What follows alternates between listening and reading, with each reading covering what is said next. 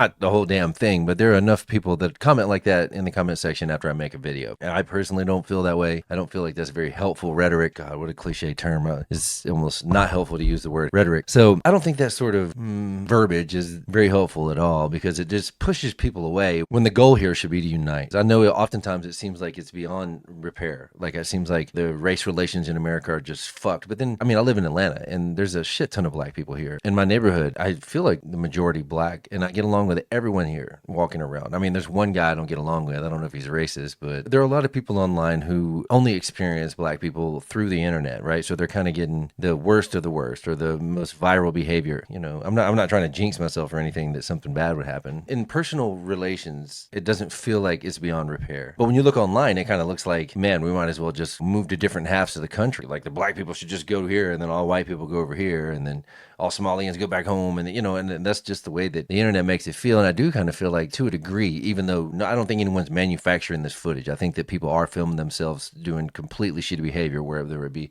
hitting a stranger or robbing people or fighting each other or whatever it is. I think that stuff's real. But I do think that there's also a push to try to make us fight and to keep the focus on each other as opposed to focusing on the people who are the real problem.